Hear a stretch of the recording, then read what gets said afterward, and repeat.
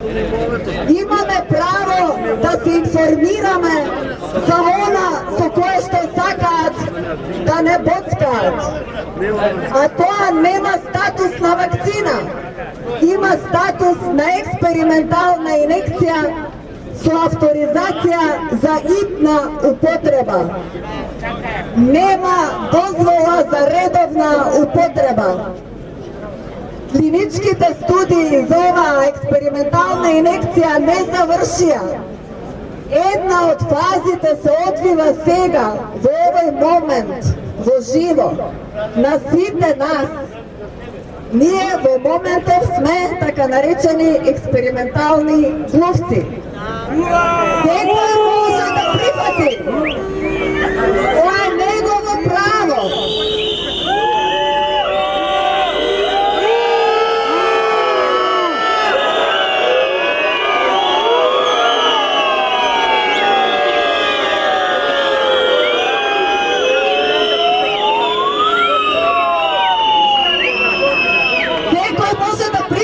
Тоа е негово право. Но дали е претходно информиран за сите последици, негативни ефекти, па дури и позитивни, ако ги има воопшто? Јас мислам не. Да, тие подпишуваат некаква согласност, но што им е кажано? Дали некој им кажува дека државата не одговара за последиците? Дали некој им кажува дека докторот не е виновен? Не. Дали знаеме дека докторите мора да следат протокол за лечење за ковид? За да бидат иземени од одговорност? Затоа сите се лечат исто. Дали има благи симптоми, дали има посилни симптоми, дали има бронхопневмонија, протоколот е ковид. Како го откриваме ковид? Преку тестови кои што не служат за диагноза. Дали го знаеме тоа?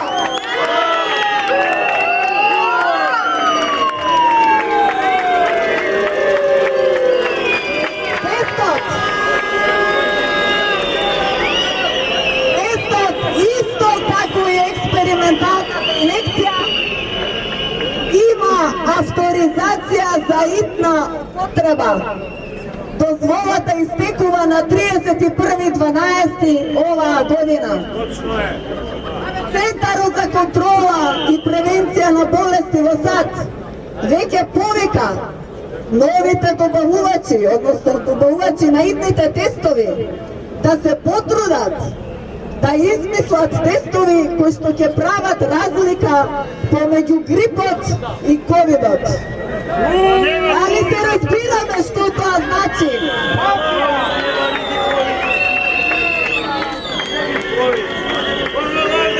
Дали знаеме дека секоја година во Македонија има помеѓу 20 и 30 илјади случаи на грип? Оваа година, последен пат, кога проверив април, ми се чини, мај, пекјавам, беа 666 случаи.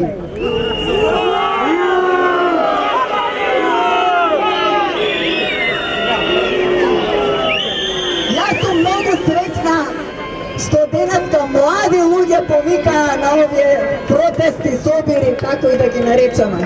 Што не сум јас. Меѓутоа ние, поискусните, постарите, мора да им помогнеме, мора да ги поддржиме.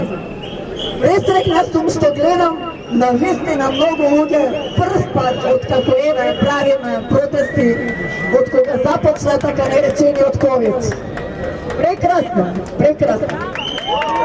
Драги медиуми, кажете медиумите. Драги медиуми, ако ние, како родители, како здружение за заштита на човекови права, успеавме за овие 2 години да ги најдеме сите докази za ova така наречена пандемija. Kako ne uspявате вие? Kada ste istraživačkите новинари?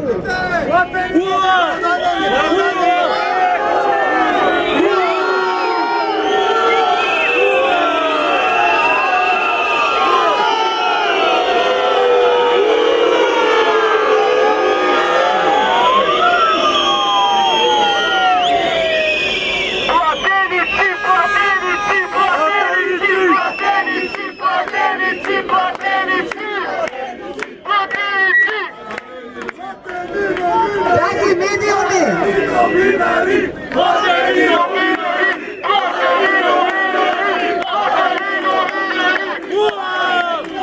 Па не би рекла дека се само новинарите. Каде се докторите? Ние не са доктори! Нека ти се! Убийци!